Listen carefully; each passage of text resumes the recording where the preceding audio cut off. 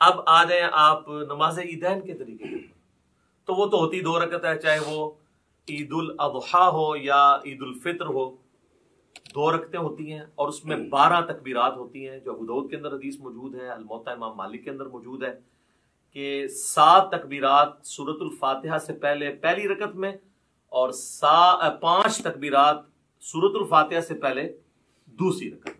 ये तरीका है। और अगर कोई भूल जाए तो रुकू के बाद भी कर सकता है। उसमें तरीका यही है कि अल्लाह अकबर कह के आप नमाज शुरू करेंगे। अगर आपने वदुल यदैन किया है तो आप जब तकबीरात कहेंगे अल्लाहु अकबर तो दोबारा हाथ बांधेंगे। अगर आप इरसालुल यदैन कर रहे हैं तो अल्लाहु अकबर यूं 7 तकबीरात को आप पूरा करेंगे। और उसके बाद यानी सना पढ़ने के बाद 7 तकबीरात, फिर औज़ु बिल्लाह बिस्मिल्लाह पढ़ के इमाम ने सूरतुल फातिहा पढ़नी है, आपने तो सुननी है। और दूसरी रकत में इमाम जब सूरतुल फातिहा शुरू करने लगेगा उससे पहले वो तकबीरात कहता है। अगर कोई पहले में भूल गया हुआ है तो दूसरे में 12 पूरी कर ले, यानी ये ज़ायद तकबीरात ही हैं, सुन्नत अफजल अमल है। तो ईद की नमाज के अंदर ये एक मेन चीज है। और ईद की नमाज जुम्मे की तरह दिन की नमाज होने के बावजूद जहरी नमाज है। वैसे दिन की जितनी नमाजें हैं वो सिरन है, चाहे जोर ऐसा है।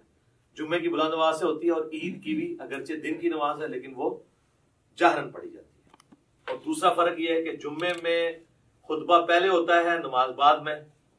और ईदैन के अंदर क्या होता है, नमाज पहले खुतबा बाद।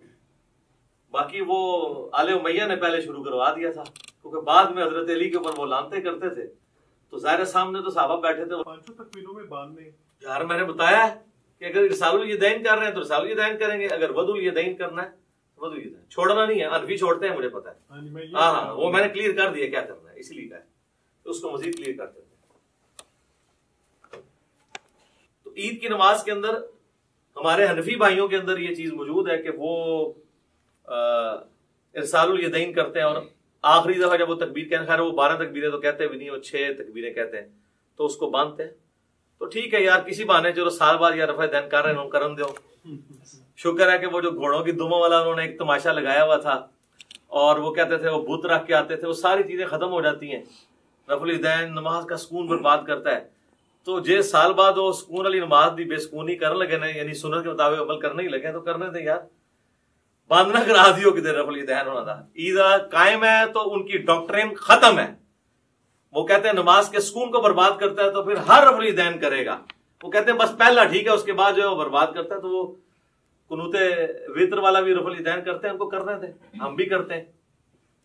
तो मैं बता रहा था कि ईद की नमाज का जो पहला खुतबा है उन्होंने शुरू इसलिए कराया कि बाद में तो ये भेजते थे लानते, तो लोग भेजते थे इनके ऊपर लानते, ठीक है। और मैंने ये बुखारी मुस्लिम से साबित की है ये क्या सिलसिला शुरू हुआ। तो करबला हर जगह आएगी, ये आपने याद रखना है, करबला से आपकी जान नहीं छूटनी, ठीक है। तो ये हो गया जनाब ईदैन का तरीका, दोनों ईद की नमाजों का यही तरीका है। और नीयत सबके लिए वही है, ज़हन में हाजिर करनी है। लोग ईद वाले दिन नीयत याद करा रहे होते हैं कि जनाब याद कर लो, है करनी। बाकी जो ईद की तकबीरात हैं वो तो बताने की जरूरत नहीं है। सूरतुल फातिहा से पहले आपने हर दफा अल्लाहु अकबर कहना है। फिर सालुल यदैन कर रहे हैं तो हाथ छोड़ देने हैं। अगर वदुल यदैन से नमाज पढ़ रहे हैं तो हर तकबीर के बाद आपने हाथ बांधने हैं। और ये जो 7 तकबीरें जब हो जाएंगी, पहली तो नमाज स्टार्ट करने वाली है, जो 8वीं तकबीर वो बन रही होगी जिसमें आपने सूरह फातिहा शुरू करनी है, क्योंकि 7 पहली में जो है वो जायद हैं और 5 दूसरी के अंदर जायद है।